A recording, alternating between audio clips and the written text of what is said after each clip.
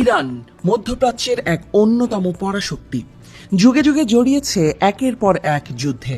বিদেশি শক্তির করালগ্রস্ত হয়েছে বহুবার, তবুও জয় করা যায়নি ইরানি ভূখণ্ড।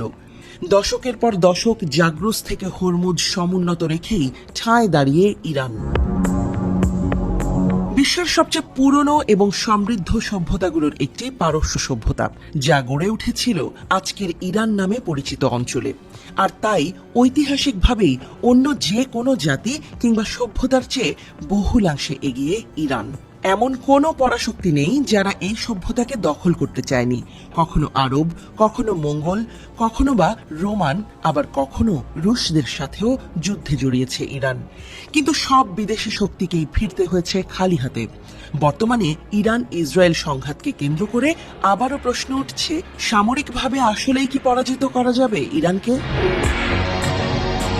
বিশ্লেষকরা মনে করেন, সামরিকভাবে ইরানকে পরাস্ত করা খুবই কষ্টসাধ্য।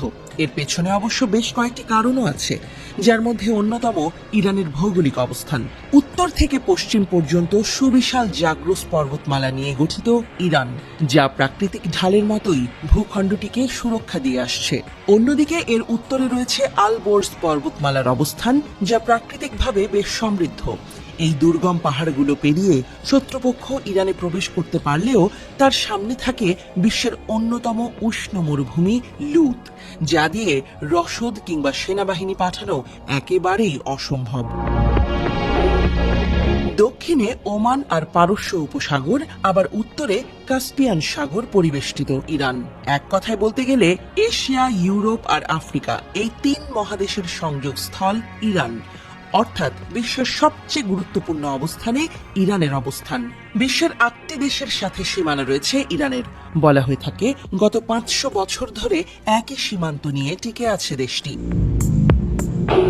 ইরানের অধীনেই রয়েছে বিশ্বের অন্যতম গুরুত্বপূর্ণ নৌরুট হরমুজ প্রণালী, যা ওমান উপসাগরীয় এলাকায় অবস্থিত।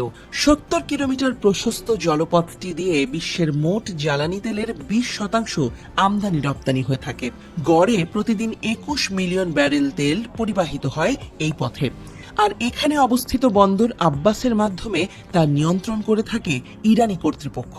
কৌশলগত গুরুত্বপূর্ণ অঞ্চলটিতে একাধিক সামরিক স্থাপনাও রয়েছে IRGC-এর। বিশ্বের মোট তেল আর গ্যাসের 10 থেকে 15% মজুদ ইরানে, যেখানে আক্রমণ করতে গেলে বিশ্ববাজারে পড়বে বড় ধরনের প্রভাব। মারাত্মক সংকটে পড়বে গোটা ইউরোপ।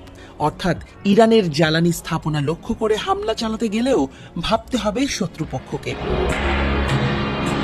ইরানকে ভয় পাওয়ার আরও একটি কারণ হলো এর ড্রোন এবং ক্ষেপণাস্ত্র ভান্ডার, যা নিয়ে বরাবরই আগ্রহ ছিল বিশ্ববাসীর। কিন্তু ইরান ইসরায়েল সরাসরি সংঘাত শুরুর পরও কাটেনি সেই রহস্য। প্রতিনিয়তই নিত্য নতুন মিসাইল ব্যবহার করে চমকে দেখাচ্ছে IRGC।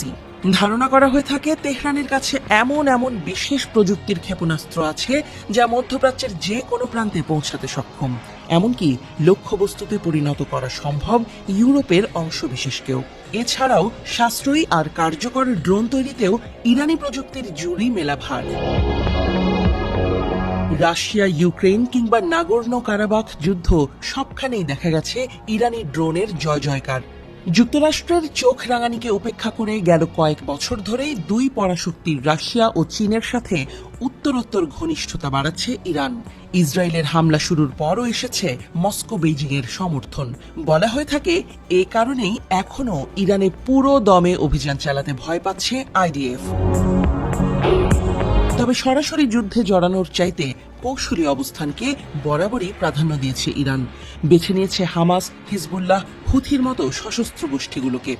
সময়ে সময়ে যাদের সামরিক সহ নানাভাবে সহযোগিতা দিয়ে এসেছে তেহরান, ইরানের নিজস্ব সক্ষমতার বাইরেও এর প্রক্সি নেটওয়ার্ক অ্যাক্সেস অফ রেজিস্ট্যান্সকে দেখা হয়ে থাকে আরেকটি বড় শক্তি হিসেবে।